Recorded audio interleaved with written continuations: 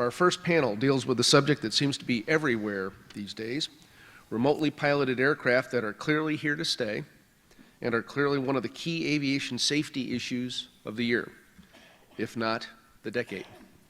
The uses of these aircraft are expanding far faster than normal system of rules and processes can deal with.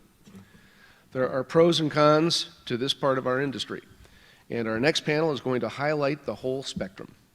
Moderating this discussion will be Captain Bill Groh of Envoy Airlines, Chairman of ALPA ASO's Aircraft Design and Operations Group.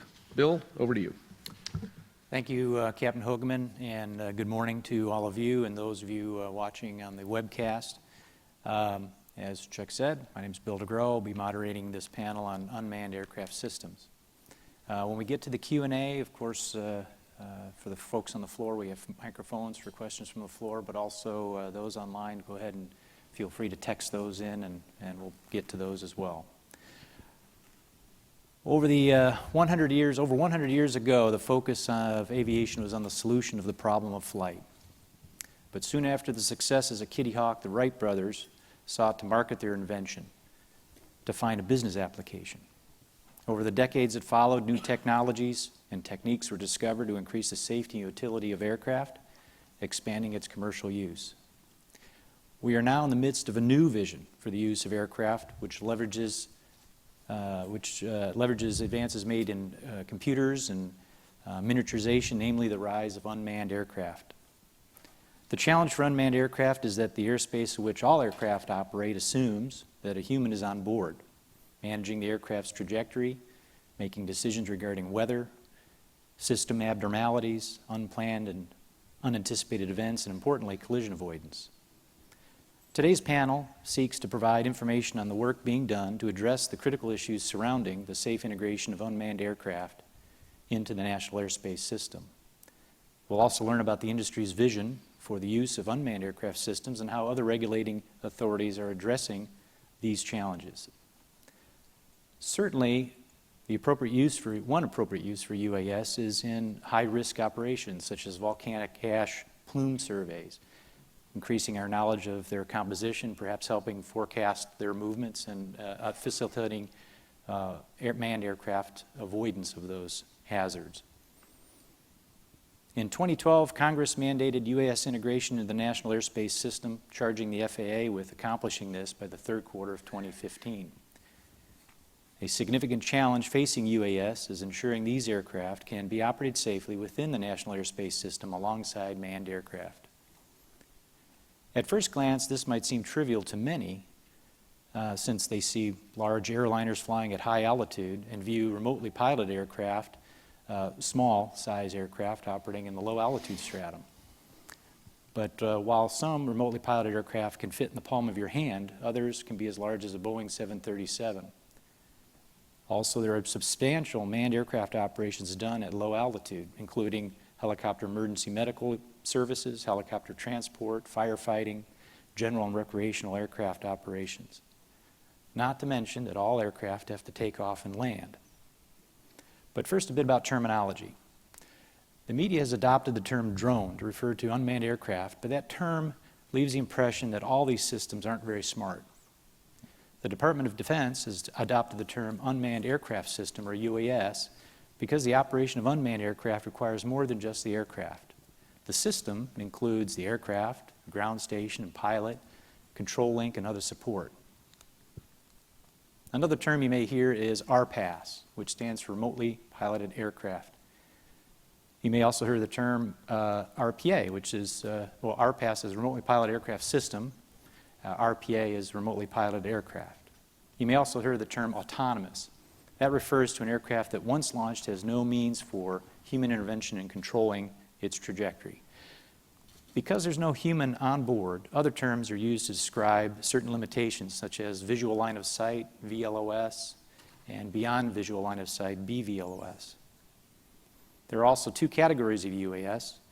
Small UAS are aircraft weighing less than 55 pounds, and those weighing 55 pounds or more are just referred to as UAS. One of the big hurdles for small UAS is over-the-horizon flight, which definitely is beyond visual line of sight. The integration work, which is being led by the FAA, is with significant support from industry and academia. The FAA has asked RTCA SC 228, charged with the development of technological standards for large U.S. manufacturers in order to meet design and safety goals. UAS cannot see and avoid in the traditional sense that there's no pilot on board the aircraft looking out the window. Special Committee 228 is working on standards for a detect and avoid system so that the RPA can detect other aircraft and take action to remain well clear. For RPA, other significant challenges is ensuring the command and control, or C2 link, excuse me, is robust and reliable, since that is how the remote pilot is controlling the vehicle.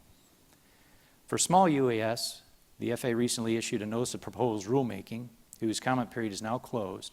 The FAA must now address the over 4,000 comments received before publishing the final rule, which industry is eagerly awaiting. Other aspects of the integration of UAS include personnel licensing and training. Indeed, even an International Civil Aviation Organization is working on development of standards and recommended practices for use of UAS in international airspace.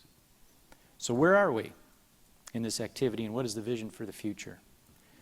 Today I have with me Mr. Denis Guindon, Director General Civil Aviation Safety Oversight to Transport Canada, Mr. FO, First Officer Jim Palla from ALPA. He's our ALPA ADO team lead on UAS. Mr. David Voss, Project Lead for the Google X Project Wing program, and Mr. Brian Wynne, President and CEO of the Association of Unmanned Vehicle Systems International. I'd like to start with Denis, and it's a challenge for, I think, all the regulating authorities in trying to figure out how to make this integration with manned and unmanned aircraft. So perhaps you can kind of outline how Transport Canada is addressing this.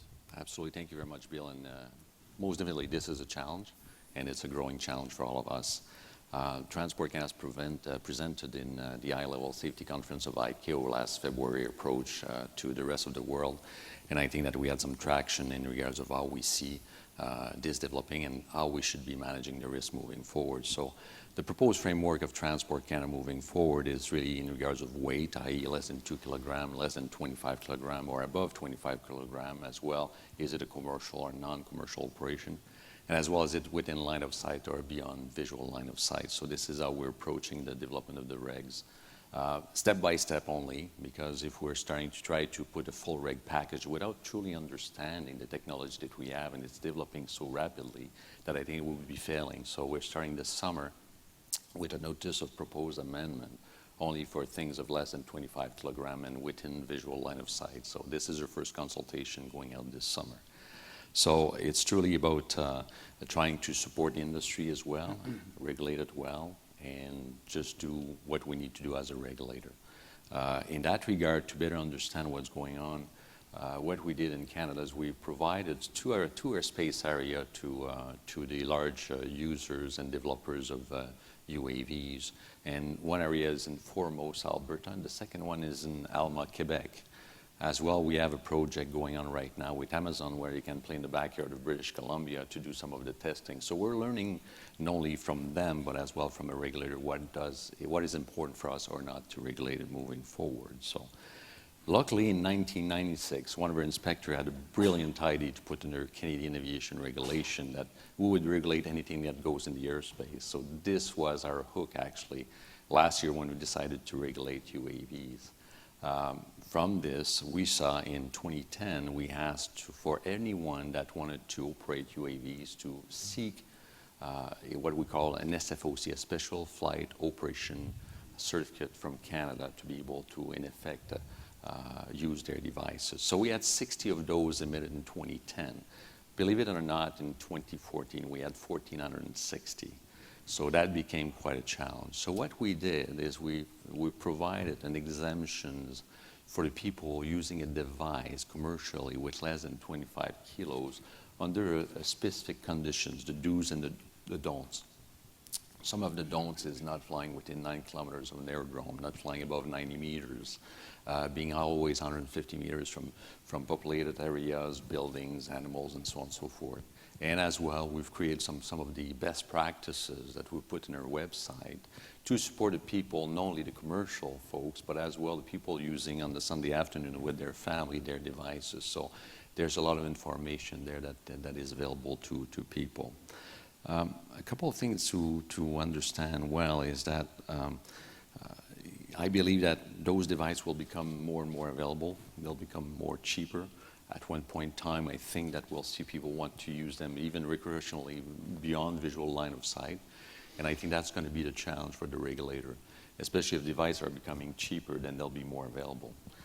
Being a pilot myself, I understand that when you achieve a qualification on one type of equipment, you want to go bigger, faster, and further. And I think the same thing is going to happen with UAVs. So the regulator has to be there and regulate well. And that as well, we need to do quite a lot of outreach. It's amazing right now the amount of people are coming to us for briefings, discussions. Towns wants to ban some drones in public spaces and so on and so forth. So it's a very good venue for us at Transport Canada. And I would think as well for other regulators to try to engage the people in the communities in regards of the danger of UAVs.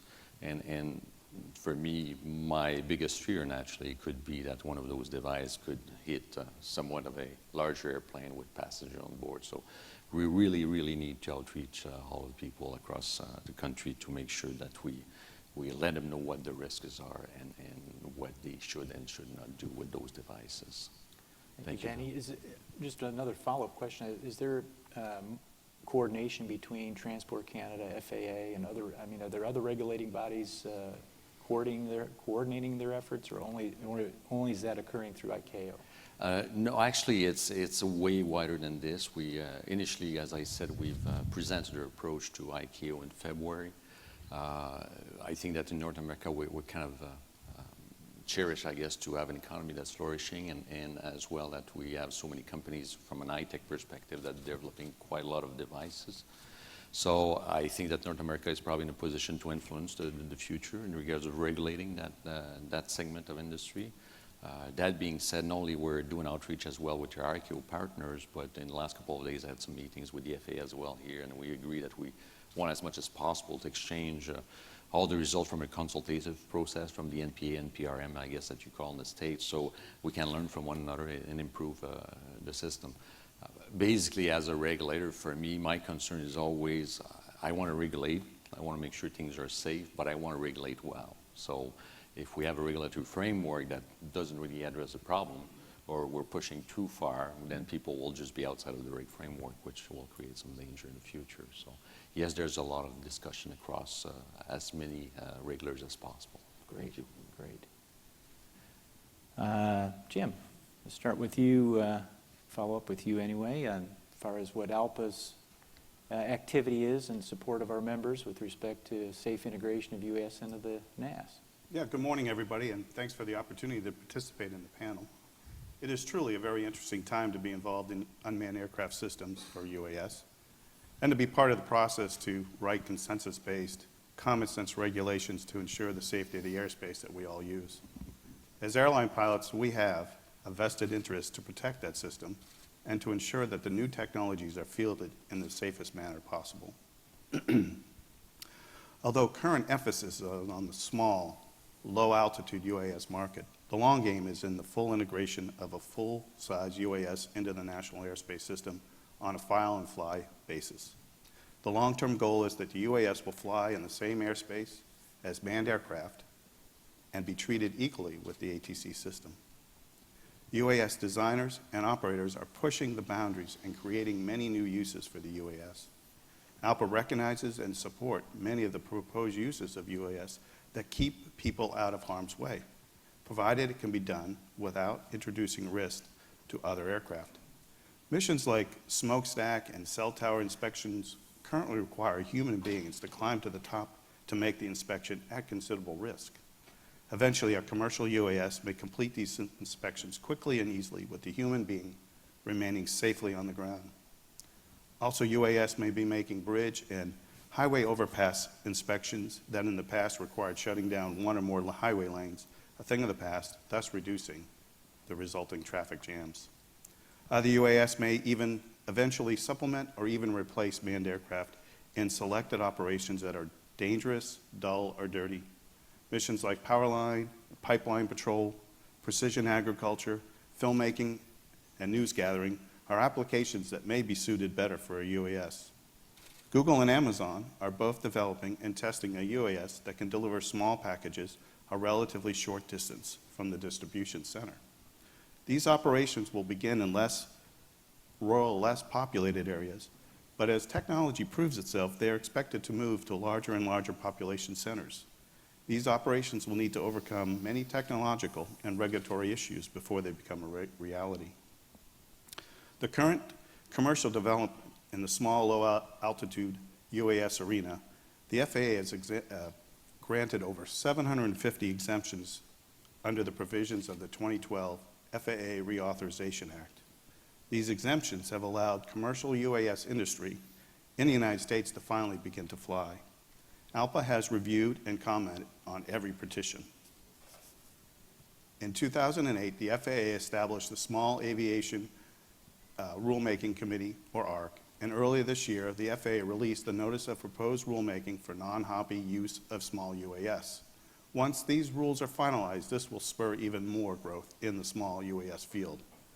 This proposed rule limits UAS operations to day VFR within visual line of sight of the pilot or observer, using only natural or unaided vision.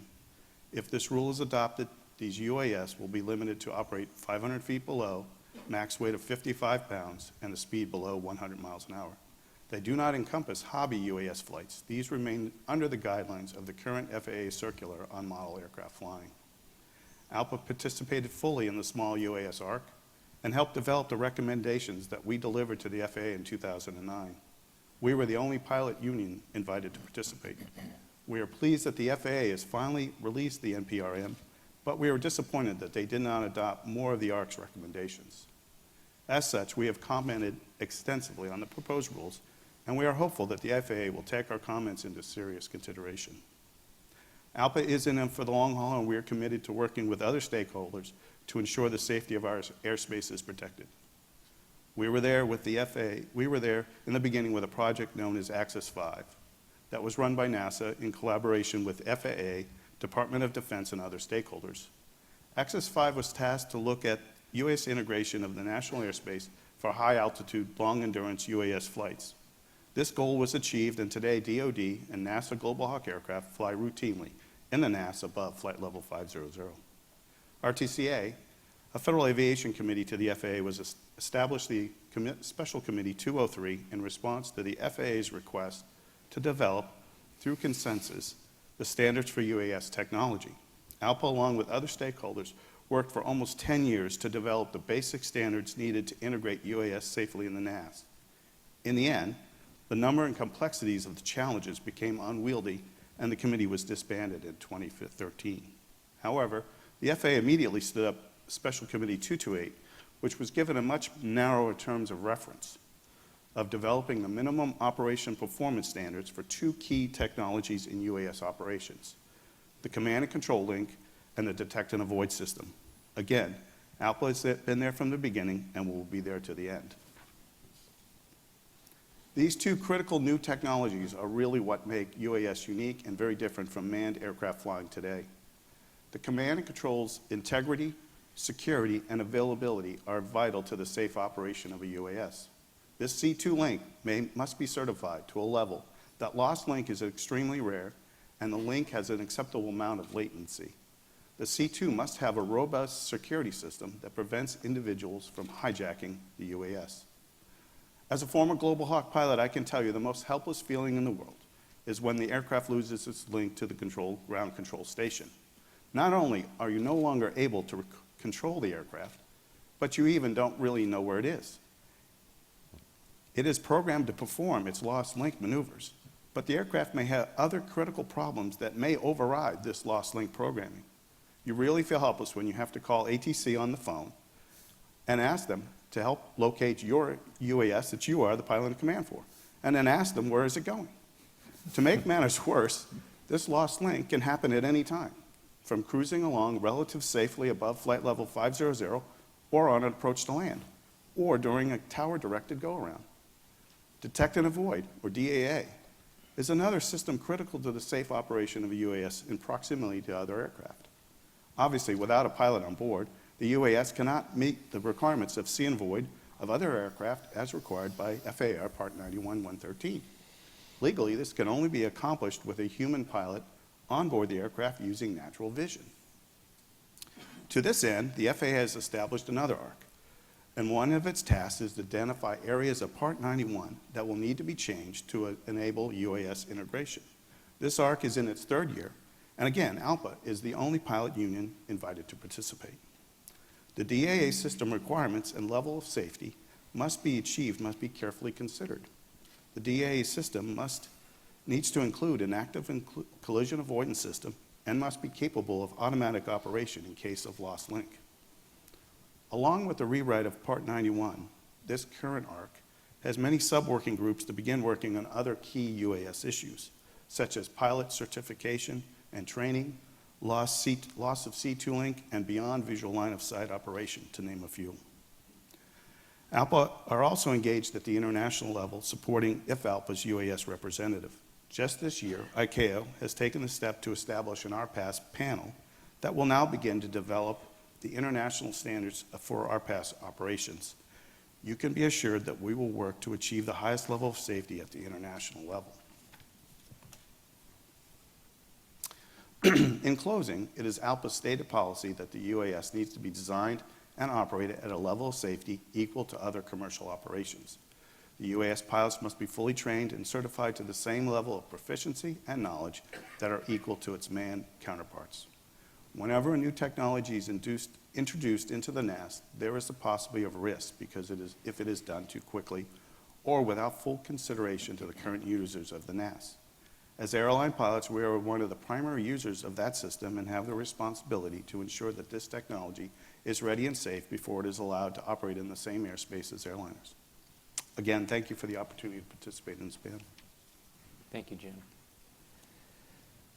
Automation and robotics, it's becoming a very exciting technology. So really excited to have Dave here to talk a little bit about what Google X is doing, sort of the skunk works on some of this stuff. Dave, can you talk a little bit about what your vision is for these new technologies for UAS operations? Sure. So thanks again for the opportunity to be here to talk. The Airline Pilots Association certainly is a group of highly respected people in aviation. And I think what you'll hear me say today, while providing some really exciting perspective of the future, I think you'll also get a sense of the really serious nature with which we approach these issues. We don't take any of this lightly, and that hopefully you'll get a sense of why we're so excited about this future of aviation, and also why we think it can in fact be accomplished in a safe, secure, reliable fashion going forward. So just a little bit of background on me. I've been building automation systems for unmanned and manned airplanes since about 1980-ish, when my very first introduction to aviation automation back in South Africa.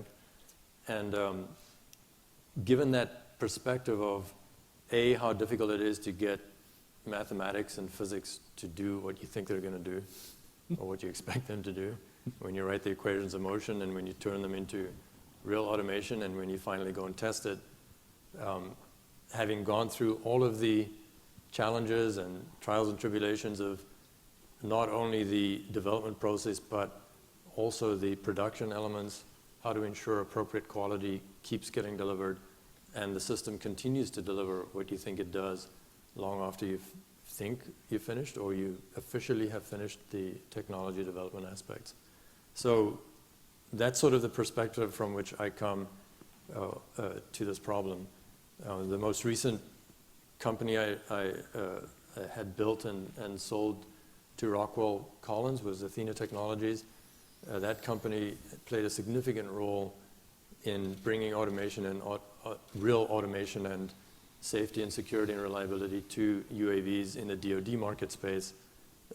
While that entire domain was growing, in the sort of 2000 to 2010, 2000 to today still time frame, where there was a significant spool up in UAV deployment around the world given the situation after 9/11.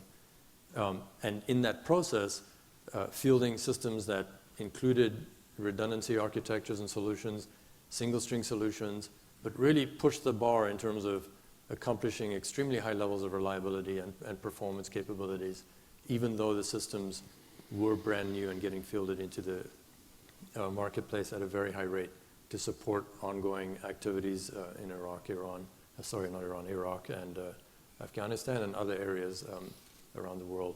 So switching then to what we're doing at Google X. So X has had this Project Wing going for several years now. You've probably seen the YouTube videos of flying in Australia last year, demonstrating the exciting opportunity of having a consumer call up through some very simple interaction through the web for something they need. In the case, it was dog treats. So sometimes we joke we're enabling the dogs of the world to get treats whenever they want. Just a couple of barks to their owner's cell phone or Droid device, and in 5 minutes or so, the treats will show up. But kidding aside, it is a really exciting and transformational future that's happening here. If you look at some of the really interesting statistics around delivering small packages, there's a gigantic volume. CEA put some numbers out at the AUVSI show earlier this spring, somewhere on the order of 6 billion deliveries per year, small products, small packages, could happen in very, very short order, very, very securely, very, very reliably, and in a way that takes a lot of the issues related to moving those small packages around today kind of off the table. So traffic snarls, huge vehicles, very, very large vehicles, making deliveries all around the surface of the earth in remote areas, traveling down long distances just to drop off a 2 or 3 pound package is not the most sensible and efficient use of burning fossil fuels, for example, or for that matter, any kind of transportation solution. So there's some really big impact results of making delivery happen in a very, very short order time frame. And if you think of the sort of 0 to, 5, 10, 20 kilometers range of being able to move something from a merchant to a consumer, it's incredibly exciting, and it's an opportunity to really take the real impedance out of that picture and dramatically change the efficiency with which that is accomplished. So that's what Wing is all about. We are highly focused on this domain space, which is really low altitude, small vehicles, very efficient, highly accurate, on-time delivery.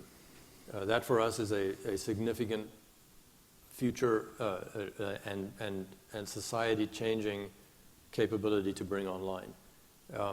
I want to make it really, really clear that the way we approach this, first of all, is with solid respect for what the FAA's job is, not only FAA, but any aviation authority around the world.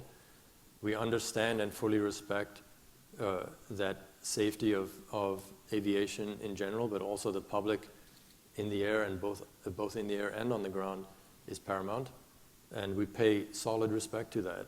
So aspects such as safety, reliability, security, compliance, responsibility, these are really important and fundamental tenets to the way we approach this issue. And for example, we don't look at the picture and say, hey, we don't understand why we can't just do this. Why can't we just take all those rules away? Why can't we just go and do this? And we really look at it from the point of view of the traditional aviation perspectives, which are, so what are the risks associated with what you're doing? What are the consequences of things going wrong? How do we ensure that we have an appropriate safety case? And how do we ensure that we have appropriately built, developed, technologically solved solutions and products that we can put into place that accomplish the necessary level of reliability such that the safety case is in fact met. And that safety case has to be an appropriate level, which is not just an assertion by an entity, but is really a discussion with the aviation authorities and come to an agreement on what is the appropriate level, and then through the same approaches that have been used in aviation over the decades, show that in fact the systems that we're putting in place meet the appropriate level such that the safety is in fact accomplished. And the same sort of dialogue with the FAA that has been traditional is the one that we're having today. And again, since we're focused here in the United States, we're based in the United States on this development activity, it's the natural relationship that we need to build with the FAA, and the FAA is such an important entity worldwide, it just makes a lot of sense to have that dialogue right here and to make it move forward in a most proactive fashion. And I have to say that the dialogue is outstanding. We have super relationships ongoing. We're really encouraged with the sane, enthusiastic approach that we're being handled with, and we fully appreciate the continued careful review of what we're doing and careful consideration for what we're doing from the point of view of the responsibility of the FAA. So it really is quite exciting. There are two main domains within which we're paying all this attention. One is, of course, the UAS, the Unmanned Aircraft System, everything that goes with that in order to make it function in the appropriate way. And then there's this whole other aspect, which is the airspace and how do we function in the airspace such that we can collaborate with other unmanned systems, manned aviation, of course, and then the public on the ground. And so that aspect, they're very tightly coupled from the point of view of making sure they work properly together. The UAS element we can treat very privately as Google X, Project Wing, and work with the civil aviation authorities and make that dialogue happen in a not so public setting. On the airspace side, however, where we really are interacting with air traffic control, with other UAS solutions, with manned aviation, and with the public on the ground, we think it is in a very, very important domain within which we need to be significantly altruistic and highly collaborative with all of the entities that are stakeholders in that domain, and be incredibly collaborative as we figure out how to make solutions happen. So to that end, we held a private seminar at Google X about a month ago, where we invited, and again, let me just put this in context. We initially are focused, and the current sort of planned trajectory for everything we're doing is entirely in the low altitude, small UAV regime. So there are a couple of really important qualifiers when you look at that domain. So it's below 500 feet AGL, sometimes near 400 feet. We actually think as low as 200 or 300 feet is fine. We really don't think it's worth arguing about those topics. It's small, it's low speed. It's basically in domains where you really are not running into a lot of manned aviation, in particular if you stay away from airport areas and restricted areas, and you pay attention to the folks that are typically there. And so in the very unpopulated areas, it can be crop spraying, for example. Helicopters are an important player there. In particular, in the more populated areas, it's typically emergency management, EMS type systems, and or camera crews for CNNs and so on. There's also the private pilots, helicopters, operations that we need to pay attention to.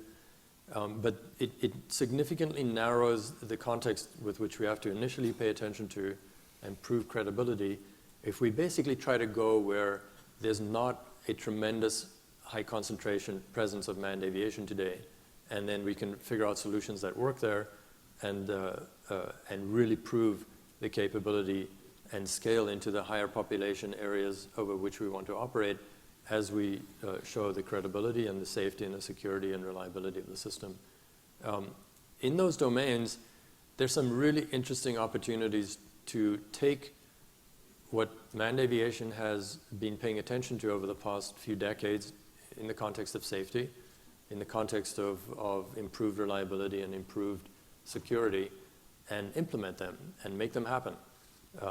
So we definitely have to leverage automation. Automation, however, really needs to step up to the plate in the sense of dealing with things that go wrong in a way that doesn't require significant amount of human involvement. In fact, should probably require very little, if not zero, human involvement and deal with the situations appropriately. It needs to happen in a way that collaboration with other aircraft and with manned aircraft happens, for example, in the context of CSAR and next-gen activities that have been promoted over the past decade or so. We think those are great topics, and that focusing down into this low-altitude regime, we could make significant progress on, for example, deploying highly integrated ADS-B type solutions that allow collaboration between airplanes in the air, manned or unmanned, manned and unmanned, in a very, very effective and efficient way. We are looking at some of the barriers that have traditionally stood in the way of that challenge. So, for example, cost of equipment.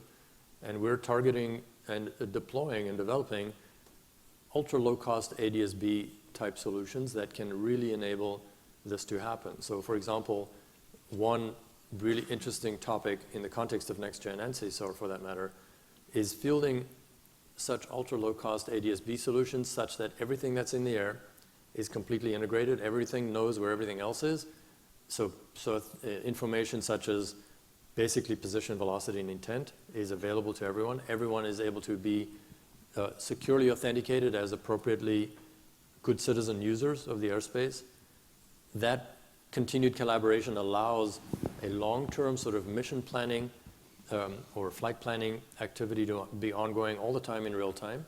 There's a short-term or short-range emergency, oh, well, we didn't quite get the planning right, but since we know about each other and we're constantly updating each other, vehicle to vehicle as well as vehicle to infrastructure, we can do the necessary replanning and avoidance, and so on and so on. And if you think about that from what gets enabled by the low-altitude regime, such ultra-low-cost ADS-B-like solutions, as well as other things that are out there today, such as, and this may sound a little wacky from an aviation point of view, but it's very, very interesting to contemplate. The Internet of Things, the cell phones system architectures that are out there today that provide communication solutions that are unprecedented in terms of coverage, in terms of availability and reliability and accessibility.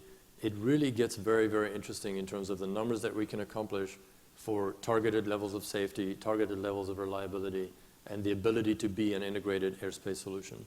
So I'm speaking way too long here, I think, but I wanted to give you all a sense of the very careful and contemplated way that we're approaching this from the traditional aviation culture point of view, solid respect for the culture and the regulators and all stakeholders, but with a very clear eye on what Google X is all about, which is bringing solutions to the world that are going to impact billions of people in a way that is transformational considering the way it is done today, and bring capabilities that are just very, very exciting to society at large.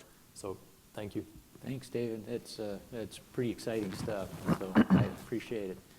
Brian, can you, for those of us that, or there's probably many in the audience that don't know what AUVSI is, maybe you can kind of outline what that entity is and kind of outline some of the challenges that your members see with respect to UAS integration. Sure, thanks, Bill. Delighted to be here this morning. Thank you very much. Not just because I'm speaking to fellow pilots, but to be here with Dave, who I think eloquently sort of set up this interesting discussion of we're not just integrating UAS into the airspace system, but we're integrating technology, in some instances, non-aviators into the aviation system. There's a lot of innovation going on. I'm going to talk a little bit about culture. And also with you, Jim, having been a UAS pilot and sharing some of the experiences that you've had. And the organization, just let me start there because many people don't realize that AUVSI has been around for more than 40 years. Started out focusing on robotics and robotics and unmanned systems, and we work across the domains, so maritime domain as well as ground robotics and things that fly.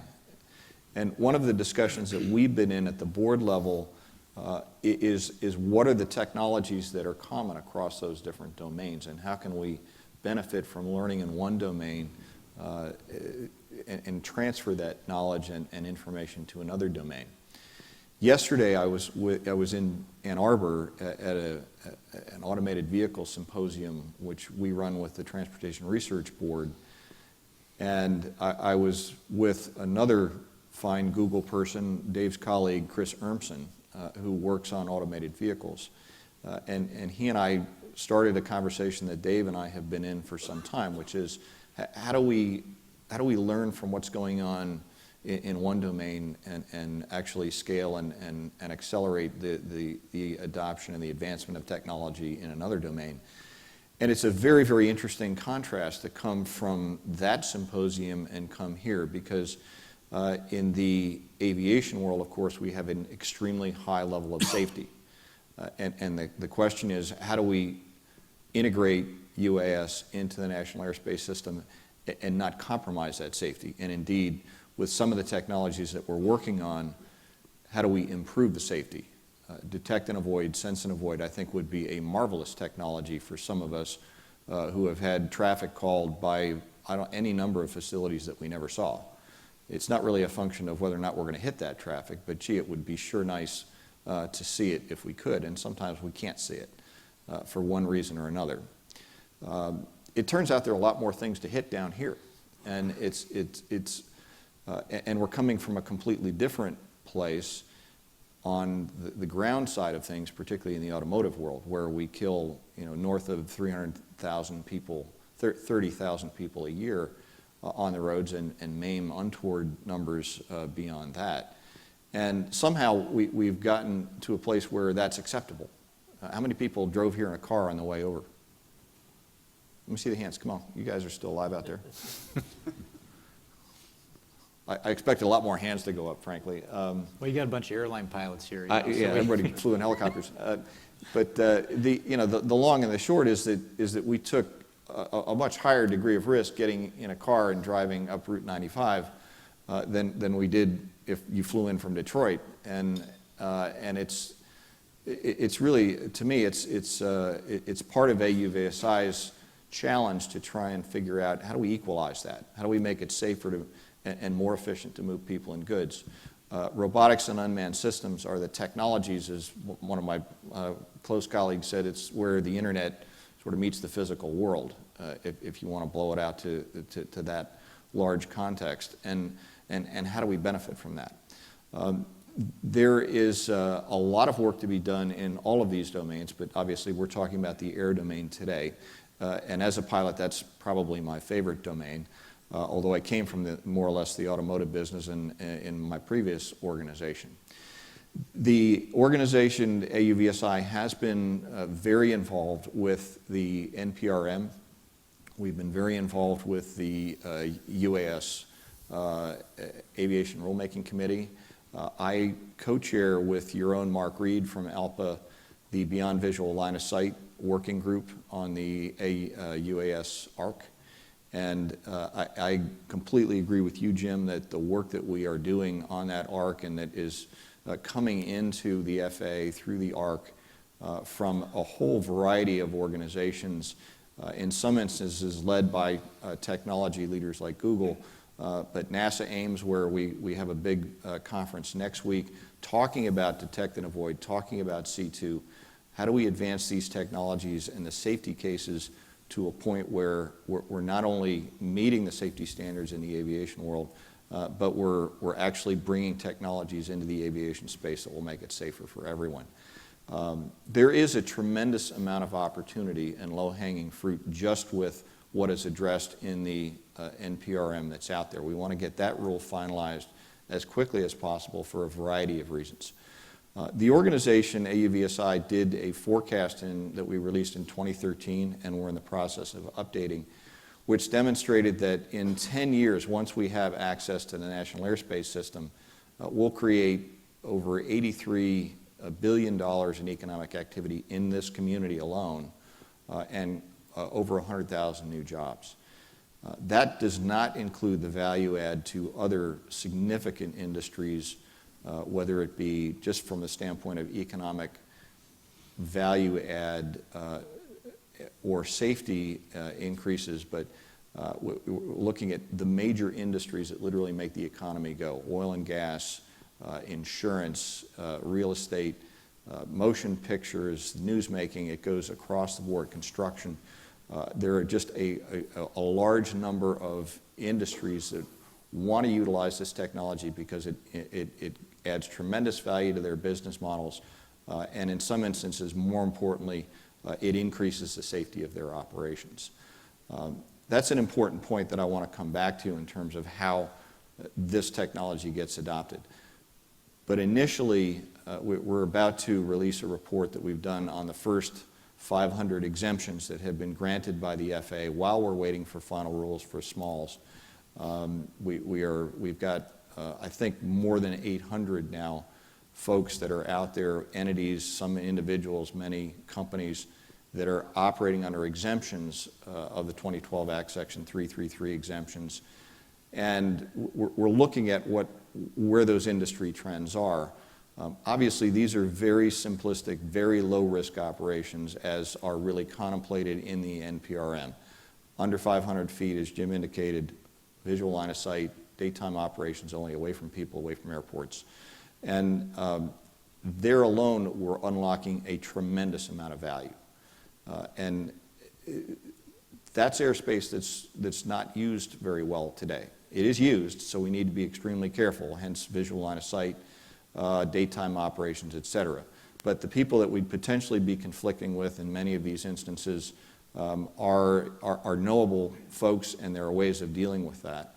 And I think we've got the ability to not only launch and create this value, but also begin the process of collecting more and more data. The more people we have out there flying, assuming that we've got the ability to capture data and learn, it's like everything else in aviation. We learn from the more experience we have, and we can create greater and greater judgment based on larger data sets. So that's extremely important. Moving to more complex operations, we'll use that data. And you know, in forums like the Beyond Visual Line of Sight working group, inside of NASA, there's a SARP working on it. There are a whole variety of folks that are sort of taking different pieces of this and breaking it down and figuring out how to make the safety cases more predictable, how to make the technologies more robust, et cetera. Ultimately, those things are going to be required in order to move to some of the more complex operations. But it will be a walk before you run process. At the end of the day, the objective here, much like on the ground, is to increase the safety of the system. We just happen to be talking about a system that is already extremely safe. One of the culture clashes that we're dealing with is that we've got a lot of people that are able to go out and get one of these things and just go fly, and they have no awareness whatsoever of the airspace above them. We have some celebrated incidents now. We have, I'm sure all of you are as concerned as I am about sightings, near misses, et cetera, et cetera. What we're doing with that is taking an education-based approach. We have a Know Before You Fly campaign that we have been getting tremendous support from the entire aviation community with, getting the word out and trying to educate more people on just because you can buy this anywhere doesn't mean you can fly it anywhere. What's above you? How do you keep track of where you are with this, et cetera, et cetera. Some of the manufacturers themselves are taking that a step further, and they're building in geofencing to their devices, et cetera, so that if you're standing in front of the White House, the device won't actually take off. So these are things that we would also encourage, but from my standpoint, being an aviator, I don't think there's anything that substitutes for awareness. So we are in the process of trying to get that word out literally at the package level. When someone's opening a package with a UAS, they are given the opportunity to get better educated about what it is that they're doing and create a greater level of situational awareness. So these are the kinds of things that we're doing. It doesn't feel adequate right now, I know, It never feels adequate to me, and part of that is just, again, this culture clash of, or culture integration ultimately, of innovation with the aviation system. We've got a lot of people flying that are not aviators, and we need to bring them up to speed on what the potential hazards are as well as the opportunities. So I want to end on a positive note, though. I think there is a tremendous opportunity here. The numbers, I think, speak for themselves. I literally don't go a week without hearing of another phenomenal application that I hadn't thought of before. You know, we have shark attacks down off the Outer Banks, and next thing you know, we've got UAS out there looking for sharks. So some of these opportunities, I think the opportunities will continue to grow, and we want to make sure that as an organization, we are promoting safe and responsible use of the technology at all times. We're out of time. I want to thank our panelists. It's great discussion, and I'm very happy that all of you were able to join us today. I hope perhaps in the future we can do more of this, because this is really moving fast, and the technology is pretty exciting. And I'm all for learning new technology and where else can we put it. Maybe I can use it in what I do. So very much thank you, everybody. Thank you very much.